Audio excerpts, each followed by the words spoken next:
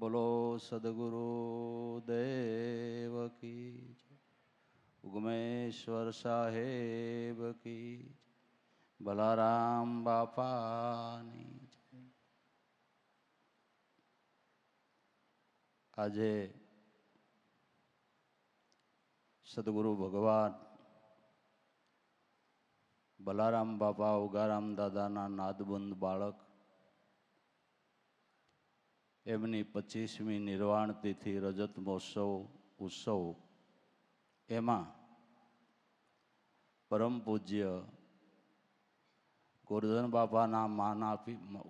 બાપાના આમંત્રણને માન આપી ને જે સર્વે સંતો પધાર્યા એના પાવન ચરણોમાં આપણે વંદન કરીએ. કારણ કે સંત દર્શનની એક પળ આપણી ભાગ્યની રેખાને પલટાવે છે. સંત દર્શન દોષ નિવારણ છે. દર્શન કરતા દોષ ટળે, કટે કોટી કરમ, રવિચરણે મોરાર બોલ્યા મારો ગુરુ છે પરિબ્રહ્મ. જેના દર્શન માત્રથી દોષ ટળી જાય, પ્રકૃતિનો પડદો તૂટી જાય અને વિવાહ પર બીજી ભાત પડી જાય. જીવણ બાપાએ ગાયું ને કે જોઈ જોઈને ઓરીએ જાયતું અને આવા બીબા વગર પડે નહીં બીજી ભાત્યું. જેની દ્રષ્ટિ પડતા આપણા વિચારોનું પરિવર્તન થઈ જાય એ સંત છે. ઉગારામ દાદાના જીવનનો એક પ્રસંગ છે. માંગરોળની અંદર બધા મેવાડાને ત્યાં એમનો 3 દિવસનો કાર્યક્રમ. એ વખતે શારદા ગ્રામ સંસ્થાના કનુભાઈ કાર્યકર એ સત્સંગી હતા. એ ઉગારામ દાદાના સત્સંગમાં આવવાને માટે તૈયાર થયા. એટલે એના દાદીમાં બાપનામાં એ કીધું, કનુ ક્યાં જાસ? કે માં ઉગારામ દાદા વાંગરોળ પધાર્યા એના સત્સંગમાં જાઉં છું. આ જા, તું એક વટલાણો ઘણું તને કહી દઉં છું. જા તો ભલે જા, પણ એને અહીં લઈને આવતો નહીં, નકર મજા નહીં રહે. કે માં નહીં લે આવું. કનોભાઈ ત્યાંથી નીકળ્યા. બપોર પછીના 4 વાગ્યાની સભા હતી. સભા પૂર્ણ થઈ એટલે એમના સદગુરુ દેવજી રામ બાપા એ ઉગારામ દાદાના આશ્રિત હતા. એણે કીધું, કનુ થોડો ટાઈમ છે તો ઉગારામ દાદાને તારી ઘેરે પધારવાનું કે ને. કનુભાઈ મૂંઝાણા કે માએ ના પાડી છે અને માં ખારા એવા. એટલે કનુભાઈ મનમાં વિચારે કે હું ઉગારામ દાદાને પૂછું ને જો ઉગારામ દાદા એમ કે નથી આવવું ને તો કામ થઈ જાય. એટલે કનુભાઈએ ઉગારામ દાદાને પૂછ્યું કે બાપા થોડો ટાઈમ છે તો શારદા ગ્રામ સંસ્થામાં મારા કોટર ઉપર ચા પાણી પીવા પધારશો? ઉગારામ દાદા કે આવવું જ જોઈએ ને. કનુભાઈ મૂંઝાણા કે બાપા હું મોટરસાયકલ લઈને જાઉં, તમે પાછળ આવો કે ભલે. કનુભાઈ મોટરસાયકલ લઈ ગૌશાળાની બાજુમાં એનું કોટર હજી સાયકલ ઊભી રાખે ત્યાં તો વાહે ઉગારામ દાદાની મોટર આવી ગઈ. કનુભાઈ થરથરે કે માં કાંઈ ન બોલે તો સારું, માં કાંઈ ઉગારામ દાદાને ન કહે તો સારું. ઉગારામ દાદા મોટરનો દરવાજો ખોલી એક પગ હેઠો મૂક્યો ને ડોહીમાં ભાળી ગયા. કોટરમાંથી દોટ કાઢી અને ઉગારામ દાદાના ચરણમાં પડીને કે દાદા તમારા જેવા સંતો મારે ન્યા. મોરાર સાહેબની વાત સાચી. દર્શન કરતા દોષ ટળે, કટે કોટી કરમ, રવિચરણે મોરાર બોલ્યા મારો ગુરુ છે પરિબ્રહ્મ. જેના દર્શન માત્રથી દોષ ટળી જાય, જેને આપણે દ્રષ્ટિના ફળ કહીએ છીએ. મહાપુરુષોની કરુણાની દ્રષ્ટિના ફળ લાગે છે. કુંજ પક્ષી એની સુરતાથી જેમ ઈંડા સેવે છે એમ જ મહાપુરુષો એની સુરતાથી આપણે અજ્ઞાની જીવોનો ઉદ્ધાર કલ્યાણ કરે છે અને ભક્તિભાવની અંદર આપણો ઉછેર એની પ્રબળ સુરતાથી કરે છે. માટે મહાપુરુષો સંતોનો અધિકાધિક મહિમા ગાવામાં કહેવામાં આવ્યો છે. લાભુદાદાએ ગાયો મહિમા સંતનો રે જેનો વધતા નો આવે પાર, જેના ગુણ છે ઘણા વિશાળ. મહિમા સંતનો જેને વધતા એટલે કહેતા પાર નો આવે, જેના ગુણ ગાતા અંત નો આવે, એવો મહિમા સંતનો છે. સંત થકી સત્ય વસ્તુ રહી છે, સત્યના આધાર સત્ય ધારણ એ ધીર પુરુષો, ધન્ય ધન્ય અવતાર. સંત થકી સત્ય વસ્તુ રહી છે. આ જગતની અંદર જેમ છે એમ સત્યને ટકાડી રાખ્યું હોય તો બ્રહ્મનિષ્ઠ સંતો મહાપુરુષોએ ટકાડી રાખ્યું છે. સત્યના ટેકા હોય તો સંતો મહાપુરુષો છે. કેવળ સત્યને આ સમજાવનાર, નિરંતર સત્યને સમજાવનાર જો કોઈ હોય તો સદગુરુ સંત છે. ગાંધીજીએ કીધું કે સત્ય એ જ ઈશ્વર છે. તો આપણે એ સમજવાનું રહ્યું કે સત્ય કેને કહેવું. હાસું બોલવું એ સત્ય છે, સાચો વ્યવહાર કરવો એ સત્ય છે, એ વ્યવહારિક સત્ય છે. પણ જે સત્ય એ જ ઈશ્વર છે, સત્ય કેને કહેવું? કે જેનો કોઈ દી નાશ ન થાય એ સત્ય, અને જેનો નાશ થઈ જાય એ સત્ય. તો તમારા દેહની અંદર જુઓ એવું કયું તત્વ છે કે જેનો કોઈ દી નાશ નથી થતો? એ શુદ્ધ ચૈતન આત્મા રામ બ્રહ્મ ઈ કેવળ સત્ય છે. દેહ નાશવંત દેહ અસત્ય છે, આત્મા સત્ય છે. એ સત્ય સ્વરૂપ આત્માની ઓળખાણ કરાવનાર, કેવળ સત્યને સમજાવનાર સંતો છે. અને એ કેવળ સત્યને સમજે એને જીવનમાં કોઈ દી અસત્ય કરવાનો વિચાર જ ન આવે. આકાશમાં જો પૃથ્વીની રજ હોય તો યોગીઓના મહાપુરુષોના ચિત્તની અંદર મલિન વિચાર હોય. આકાશમાં પૃથ્વીની રજ ન જડે, સંતોના ચિંતવનની અંદર મલિન વિચાર ન જડે, કારણ કે જેણે કેવળ સત્યને સમજ્યું છે. કેવળ સત્યને જે સમજ્યું છે એને અસત્યમાં પગ મૂકવાનો વિચાર જ ન થાય. કેવળ સત્યને ઉપાસે એના જીવનની અંદર અસત્ય કોઈ દી થાય જ નહીં. એટલે સત્યને ટકાડી નાખનાર, સત્યને સમજાવનાર, જેમ છે તેમ જગતમાં સત્યને કાયમને માટે સમજાવનારો હોય તો સંતો છે.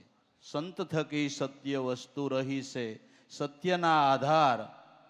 જો ભાઈ તુલસીદાસ અને વ્યાસ મુનિ જેવા ન હોત ને તો મને તમને રામ ને કૃષ્ણ શું થયા એ ખબર ન હોત. અવતારવાદ શું લીલા કરી ગયા, શું પ્રભાવ પાડી ગયા, શું સંદેશા આપી ગયા. જો આ મહાપુરુષોએ ગ્રંથ ન લખ્યા હોત તો મને તમને ન ખબર હોત. રામ કેદી થયા, તુલસીદાસ કેદી થયા, પણ રામની સામે બેહીને પૂછીને રામાયણ લખી હોય એવું તમને લાગે. રામાયણ પૂરી થતા તિથિપત્ર લખ્યું છે. આ વારે અને આ તારીખે રામ અહીંયા હતા, આ વાર ને આ તિથિએ રામ અહીંયા હતા. એ તુલસીદાસને ક્યાંથી ખબર? એના સદગુરુ નરહરિએ નિજ ઘટમાં રામની ઓળખાણ કરાવી હતી. એ રામને પૂછીને રામાયણ લખ્યું. બાપુ કેવળ સત્યને સમજાવનાર જગતની અંદર કોઈ હોય તો આવા સંતો છે, આવા મહાપુરુષો છે. સત્ય ધારણ એ ધીર પુરુષો, ધન્ય અવતાર એના પ્રાગટ્યને ધન્ય છે કે જેનું પ્રાગટ્ય અનેક જિજ્ઞાસોને લાભ આપે છે. ઉગારામ દાદાનું પ્રાગટ્ય થયું, એમને અહીંયા ભલારામ બાપાનું પ્રાગટ્ય થયું, તો એની તિથિ નિમિત્તે અટાણે હજારો લોકો લાભ લઈ રહ્યા હોય તો સંતોના નિમિત્તે ને. આટલા બધા સંતોના દર્શન થયા હોય તો નિમિત્ત તો એક સંત છે ને, એની તિથિ તહેવાર છે ને. આ બધી કમાઈના પુરાવા દેખાય છે, કમાઈના પુરાવા દેખાય છે. સત્ય ધારણ એ ધીર પુરુષો, દેહપણે પણ દિવ્ય દેવ છે, પરમારથે અપાર, જગ ઉદાહરણ કારણ પોતે આપે રૂપ કીર્તાર. દેહ સ્વરૂપે એ દિવ્ય દેવ છે. સંતોના દેહ પણ દિવ્ય ગણાય છે, જેને આપણે બ્રહ્મ સ્વરૂપ કહીએ છીએ. જે સંતો નામને ભજ્યા ને એના દેહના નામ પણ અજર ને અમર છે. પ્રહલાદ ક્યારે થયા? પેલા યુગમાં. તો ટાણે ચોથો યુગ આલે છે, લાખો વર્ષો પછી પ્રહલાદને આખું જગત જાણે છે. નાના બાળકને પૂછો પ્રહલાદ કે આ એનું મેં સાંસ્કૃતિક નાટક કરીએ છીએ, એનો કથા અમે જાણીએ, એનો ઇતિહાસ અમે જાણીએ છીએ. એ છોકરાને પૂછો તારા 5મી પેઢીના બાપાનું નામ આવડે છે કે નથી આવડતું? જે નામે અનામી નામને ભજ્યા એના દેહના નામ પણ અમર છે, અને એ દેહ કરીને હજારો લાખો કરોડો લોકોને લાભ થાય, એટલે સંતોના દેહ પણ દિવ્ય છે.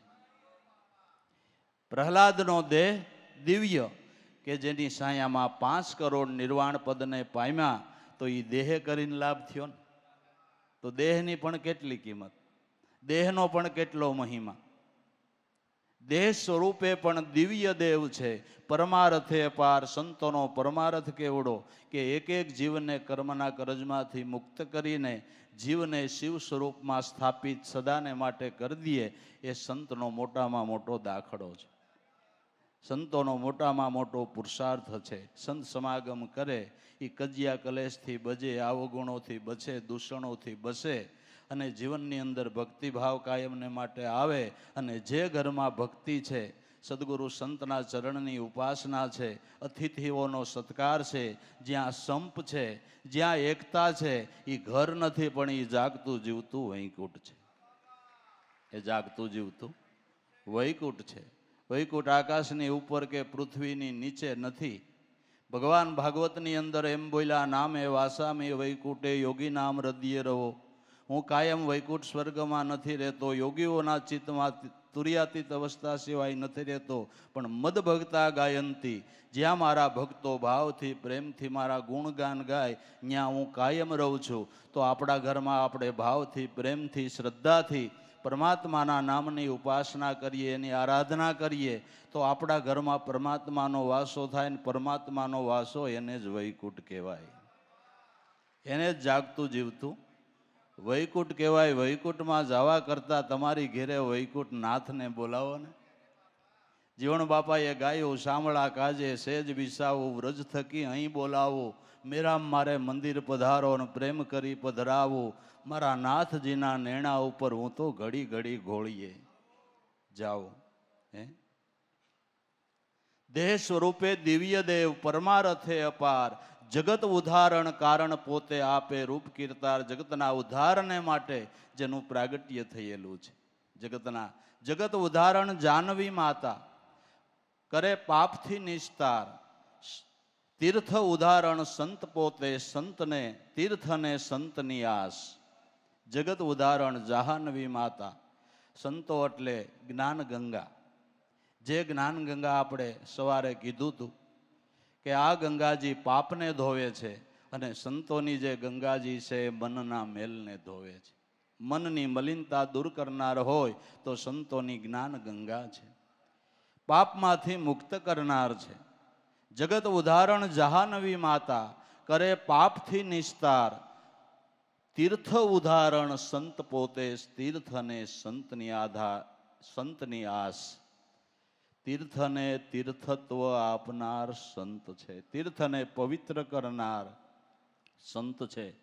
ભગીરથની તપથી પ્રસન્ન થઈને માતાજી ગંગાજી ઉતરવા તૈયાર થયા, પણ પેલો પ્રશ્ન એ કર્યો કે હું આવીશ એટલે લોકો મારામાં પાપ ધોઈશે, મારે પાપ ક્યાં નાખવા એ તમારે ભગીરથ વિચાર કરવો પડે. તો ભગીરથે કીધું કે એવા વિરક્ત એવા સંતો મહાપુરુષો આવીને જ્યારે શરણ સ્પર્શ કરશે ત્યારે તમે પાપમાંથી મુક્ત થાઓ. તીર્થને પવિત્ર કરનાર સંત છે, પવિત્ર કરનાર સંત છે. અને સંતોના પગલે તીર્થ મંડાણા છે. આ બાંદ્રા ગામમાં ઉગારામ પ્રગટા તો આ તીર્થ મંડાણું કે નહીં? સંતોના પુનિત પગલે તીર્થ મંડાય છે. જ્યાં જ્યાં એ પગલા માંડે ત્યાં તીર્થ થપાય છે. તો મહાપ્રભુજીને એમ કહેવાય છે કે 84 બેઠકો પૂજાય છે. જ્યાં જ્યાં એને કથા કરી એ 84 બેઠકો પૂજાય છે.